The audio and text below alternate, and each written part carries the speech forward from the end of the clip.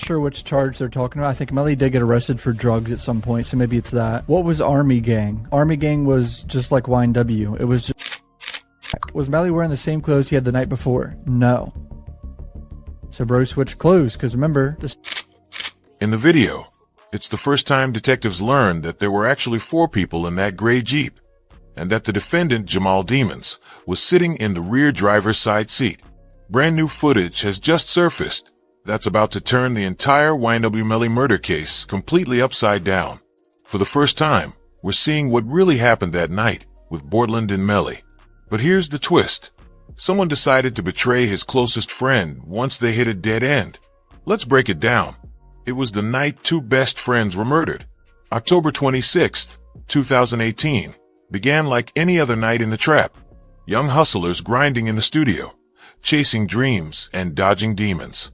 But by sunrise, 2 young kings would be lying dead, and their lifelong friend would be sitting in county jail, facing double murder charges. This is the true story of how money, fame, and street politics transformed brotherhood into bloodshed, one of hip-hop's coldest betrayals.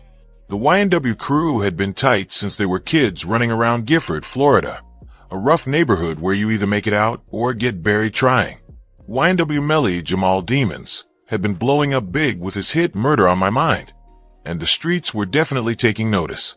But all that success started creating serious tension between him and his original crew.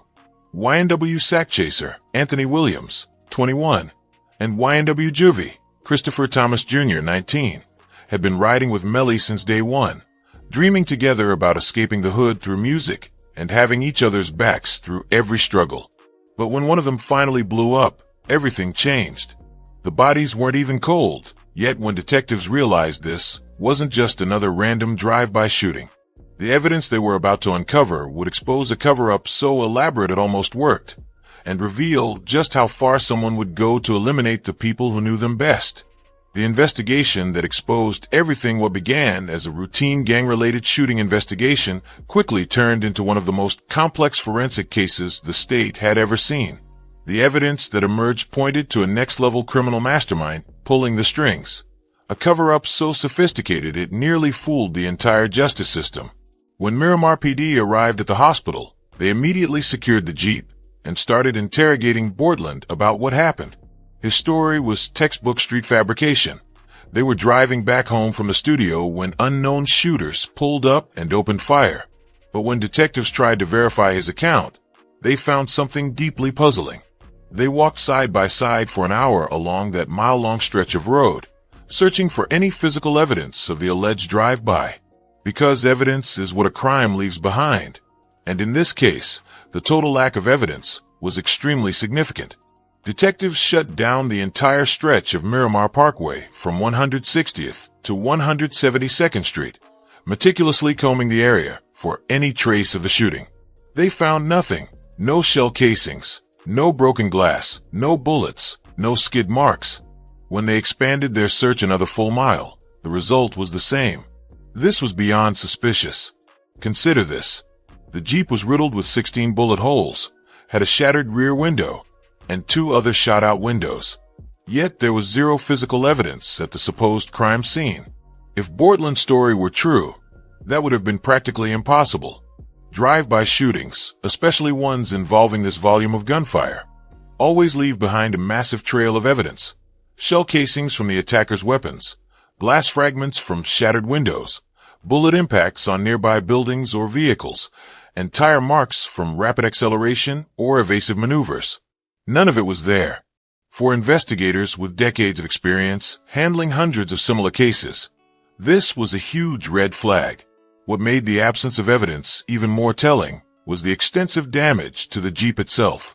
With 16 clearly identifiable bullet holes, including impacts that shattered multiple windows and penetrated the vehicle's body. The sheer amount of gunfire should have left substantial traces at the scene.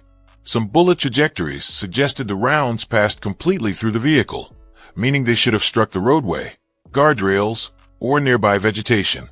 Yet no such evidence existed. Crime scene technicians conducting a methodical search uncovered another critical detail. The pattern of glass distribution around the alleged shooting location didn't match what you'd expect for the state's case. Jurors have already gotten an inside look into the vehicle where Thomas and Williams were allegedly shot. What are we looking at in here? I'm going to zoom in here to the hood area. That is another piece of evidence tape used to seal the vehicle in the same way that we sealed the premises prior to his. When windows are shot out while a vehicle is moving, glass fragments scatter in a predictable pattern based on direction of travel and angle of impact.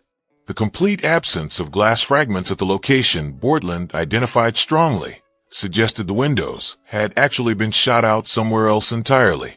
The breakthrough came when investigators decided to work backward, like real detectives. They traced the crew's movements back to New Era recording studios and discovered the place was covered in cameras. What they saw on that footage completely flipped the script.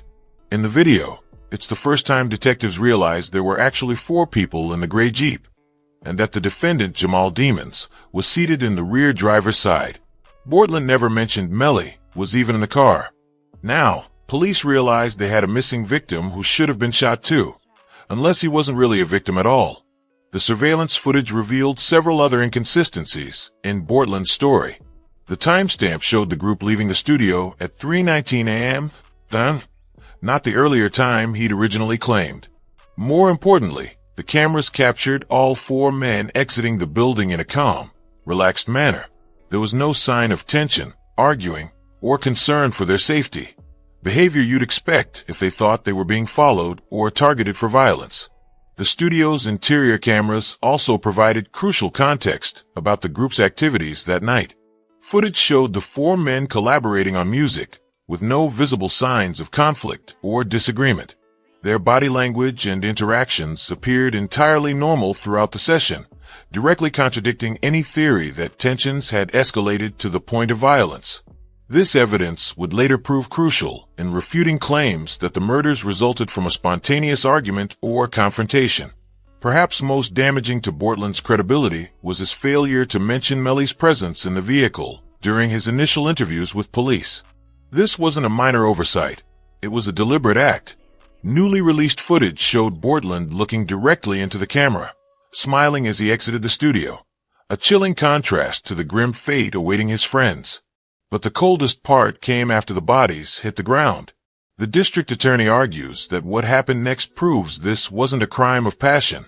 It was the work of a calculating, stone-cold killer. After allegedly shooting their friends, the shooters drove to a remote location, got out of the car, and began firing into the vehicle from the outside. They used a different firearm to make it appear as though a random drive-by shooting had occurred, believing the victims were already dead. They exited the car and shot it up afterward, and investigators later recovered .40 caliber shell casings at that location. At 3:55 a.m. YNW Bortland arrived at Memorial Hospital Miramar with 2 corpses in the car. He remained eerily calm, cool as a cucumber, as he told doctors and police they'd been hit in a drive-by. Meanwhile, Melly was nowhere to be seen. Authorities believe he was picked up from wherever they staged the fake shooting, allowing Bortland to drop off the bodies and sell their fabricated story. The prosecution's smoking gun came from social media. Once news of the murder spread, people began messaging Melly to check if he was okay. When one friend asked what had happened, prosecutors say Melly's reply was ice cold. "I did that." Just 2 words, "I did that," which the DA later claimed amounted to nothing less than a confession to murdering his own closest friends. According to both street rumors and the prosecution, the motive was that toxic cocktail of money, jealousy, and gang politics, the same forces that have torn apart more crews than federal law enforcement ever could. Melly's rapid rise to fame had created serious financial tensions within the group. While his success may have threatened the existing power dynamics of their Bloods-affiliated set, all 4 friends were deeply connected to either the YNW Bloods or Ford Slimes. And when money and loyalty collide in the streets, someone usually ends up in a coffin. The most disturbing aspect is just how close these men truly were. Melly had literally tattooed their names on his face while they were still alive, a permanent declaration to the world that these were his ride-or-die brothers. These weren't random rivals or casual acquaintances. They were childhood friends who grew up together, shared the same struggles, dreamed of escaping the hood through music, and had always had each other's backs. The bodies weren't even cold when detectives realized this wasn't just another neighborhood drive-by. The evidence they were about to uncover would expose a cover-up so went by YNW Sack Chaser. According to prosecutors, Henry pulled up to a Miramar, Florida hospital on October 26, 2018, saying Thomas and Williams were bleeding out in his vehicle.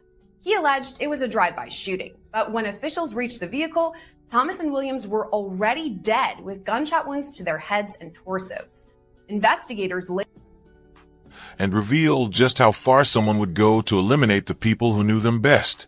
The investigation that exposed everything began as a routine gang-related shooting inquiry, but quickly evolved into one of the most complex forensic cases the state had ever handled.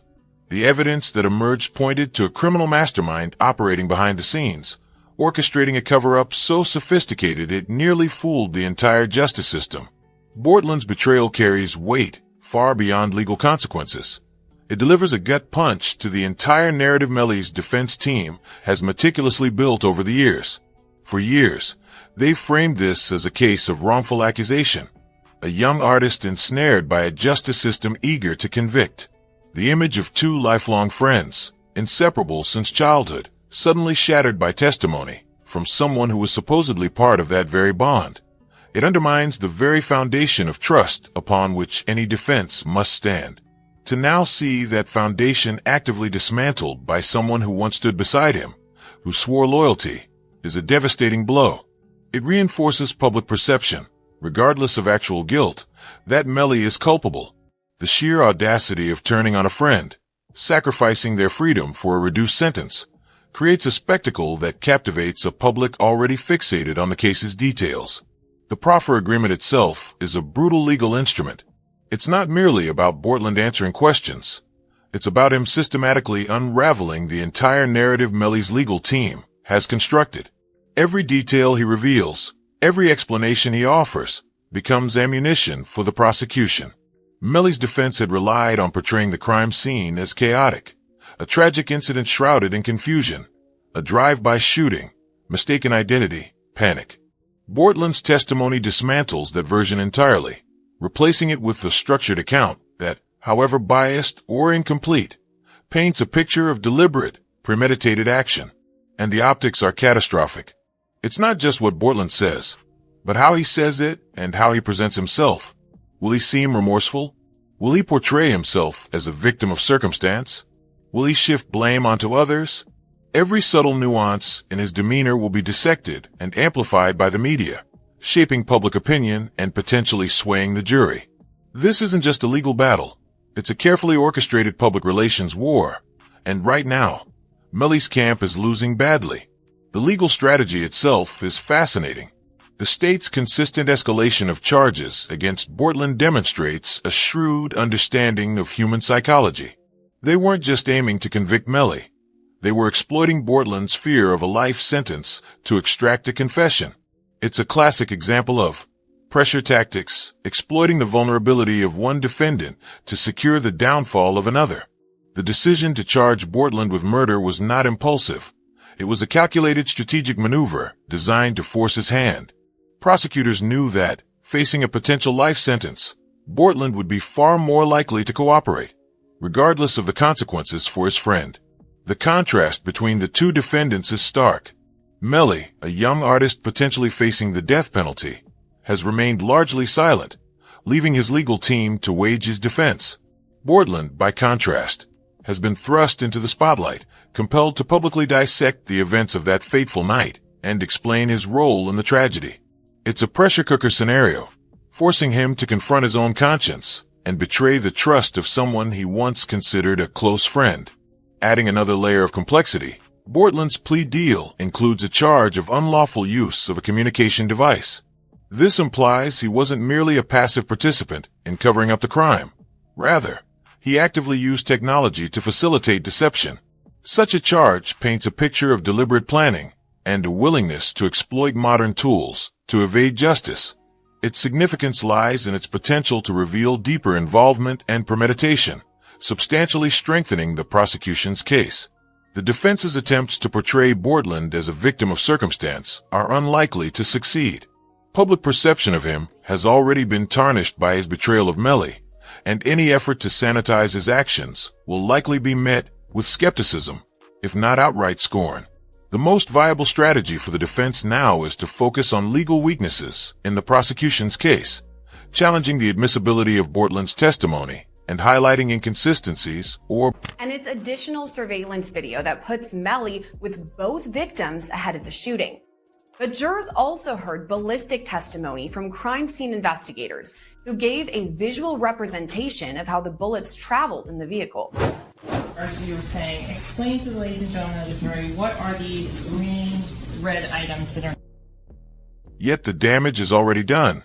The narrative has shifted decisively, and Melly's chances of acquittal have significantly diminished. His continued silence is a deliberate tactic, a calculated effort to avoid further self-incrimination. However, this silence also risks making him appear aloof and indifferent to the proceedings, reinforcing public assumptions of his guilt. Striking the right balance between maintaining silence and demonstrating empathy or remorse is a delicate act, one that could profoundly influence the trial's outcome. The psychological toll on both defendants is undeniable. Years in incarceration, the looming threat of execution, and the betrayal of a trusted friend. These are traumas that leave indelible scars. While the legal system is often idealized as a dispassionate engine of justice, it remains a deeply human institution, frequently inflicting profound emotional and psychological consequences on those ensnared within it. The road ahead toward retrial will be fraught with intense scrutiny, and public attention will remain relentless. Every detail of the case will be dissected, analyzed, and debated endlessly, shaping narratives and perpetuating the tragic saga of two young men entangled in violence and betrayal. Melly's legal team now faces the formidable challenge of navigating this complex landscape, fighting for their client's freedom while contending with overwhelming public opinion and the damning testimony of a former friend. The timing of Bortland's cooperation is also highly significant. It has enabled prosecutors to methodically and meticulously construct their case, armed with insider knowledge and a first-hand account of the events leading up to the deaths. Meanwhile, the defense has been forced into a reactive posture, scrambling to counter Bortland's testimony and rehabilitate their client's image. This dynamic exemplifies the classic contrast between proactive and reactive legal strategies, and at this moment, the prosecution holds a clear advantage. Ultimately, the case of YNW Melly and YNW Bortland stands as a cautionary tale about the fragility of friendship, the coercive power of legal pressure, and the relentless, but imperfect, pursuit of justice within a system shaped by human fallibility. It is a story that will continue to captivate and provoke, reminding us of the intricate interplay between law, loyalty, and humanity's enduring search for truth. Melly's silence, once interpreted as a shrewd tactical choice, now carries a heavier weight. It is no longer just a strategic calculation. It reflects the quiet desperation of a man confronting a mountain of evidence, betrayal from within his inner circle, and the grim specter of execution. His refusal to offer any public explanation or expression of remorse has only deepened the public's perception of his guilt. His legal team understood this risk. Appearing detached could be catastrophic, but they evidently believed the benefits of allowing Bortland's narrative to dominate the early stages of the trial outweighed the drawbacks. Now, however, that precarious balance has been irrevocably shattered by the emergence of new footage. This is not merely grainy surveillance video or shaky cell phone recordings. It is forensic evidence, meticulously recovered and enhanced, depicting scenes previously obscured by ambiguity. With chilling clarity, it reconstructs the sequence of events culminating in the deaths of YNW Juvie and YNW Sakimo. The footage doesn't just document what happened. It attempts to reveal how it happened. The mechanics of the double murder, the positioning of the vehicles, the apparent absence of struggle, and the unsettling calm that followed. Seizing this opportunity, prosecutors have selectively released excerpts to major media outlets, ensuring maximum exposure and cementing the narrative of premeditation and calculated deception. For Melly's defense, the timing could not be worse. Bortland's testimony, already deeply damaging, provided prosecutors with a roadmap to build a coherent and compelling case. This new footage now serves as devastating corroboration, filling critical gaps and silencing potential counter-arguments. The legal team had anticipated challenges, preparing to dissect Bortland's motivations, scrutinize his credibility, and portray him as a desperate man seeking leniency by implicating his former associates. But how do you discredit a sequence of events so starkly depicted and meticulously documented? The footage itself stands as a testament to the relentless advances of forensic science. Experts have analyzed the lighting, camera angles, and subtle movements, extracting previously undetectable data. This isn't speculation or conjecture, it's demonstrable proof, presented in a manner that is both accessible and known as YNW Melly, now charged with 2 counts of first-degree murder. His co-defendant, 22-year-old Cortland Henry, otherwise known as YNW Bortland, faces the same charges. Demmons and Henry are charged with killing their friends and co-members of their YNW collective, 19-year-old Christopher Thomas, also known as YNW. The effect on the jury pool is almost certainly profound. The presumption of innocence, a cornerstone of the American justice system, now faces a formidable adversary in the form of this irrefutable evidence. The defense's initial strategy centered on portraying Bortland as a reluctant participant, a victim manipulated by Melly, a man desperate to escape the consequences of his own actions. They sought to emphasize the complexities of their relationship, the pressures they faced, and the precarious nature of their shared ambition. Yet this narrative now rings hollow, drowned out by the undeniable clarity of the footage. How can they sustain the facade of innocence when confronted with such damning visual proof? The legal team is scrambling, reassessing their approach, and desperately searching for a chink in the prosecution's armor. The emergence of this new footage also raises profound questions about technology's role in modern crime and the justice system. The ease with which digital evidence can be collected, preserved, and manipulated presents both opportunities and challenges. While forensic advancements have undeniably enhanced our ability to uncover the truth, they also create a landscape fraught with potential for abuse and misinterpretation. The reliability of digital evidence is constantly under scrutiny, and the defense will undoubtedly attempt to cast doubt on the authenticity and integrity of the footage. Experts will be called to analyze it, searching for signs of tampering or manipulation. However, the sheer volume and quality of the data make a successful challenge exceedingly difficult. Beyond the legal ramifications, the human cost of this tragedy continues to resonate. The families of Juvie and Sakimo deserve closure, and the hope that justice will be served offers them a measure of solace. Yet the pursuit of justice must be tempered with fairness and due process. Public opinion, fueled by media sensationalism and the graphic nature of the new footage, threatens to compromise the impartiality of the legal proceedings. The jury must be shielded from external influences, and the judge must ensure the trial remains focused solely on the facts and the law. Melly's continued silence is now interpreted with heightened dread and finality. It's no longer just strategic calculation. It's the expression of a man confronting the abyss. He has witnessed the unraveling of his world, the betrayal by his friend, and the undeniable prospect of spending a lifetime behind bars, or worse. His legal team's attempts to guide his communication have met only with quiet resignation. He understands the severity of his situation and the near insurmountable odds stacked against him. There's a sense of inevitability, a quiet acceptance of his fate. Bortland's cooperation, once viewed as a tactical maneuver, now appears as a desperate plea for redemption.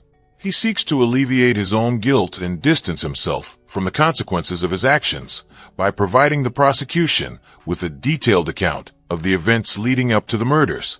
The jury will undoubtedly scrutinize his motives, question his credibility, and assess the extent of his involvement. Yet the new footage powerfully corroborates his testimony, making it exceedingly difficult to dismiss his account as mere self-preservation. The case now hinges on the details, the nuances of Bortland's testimony, the analysis of the new footage, the credibility of expert witnesses, and the defense's ability to poke holes in the prosecution's narrative. The legal team is fighting an uphill battle against an overwhelming tide of evidence and unrelenting public pressure. The trial promises to be a spectacle, a gripping courtroom drama dissected endlessly by the media. YNW Melly's fate hangs in the balance, a tragic symbol of ambition, betrayal, and the enduring pursuit of justice within a system often marred by human fallibility. The sheer volume of evidence, particularly the meticulously enhanced footage, presents unique legal and ethical challenges. How do we reconcile the public's right to know with the defendant's right to a fair trial? How do we ensure the jury isn't swayed by emotion or prejudice? These are questions that will be debated long after the trial concludes. Despite technological advances and forensic analysis, the human element remains paramount. The victims' families deserve closure, but the pursuit of justice must be tempered with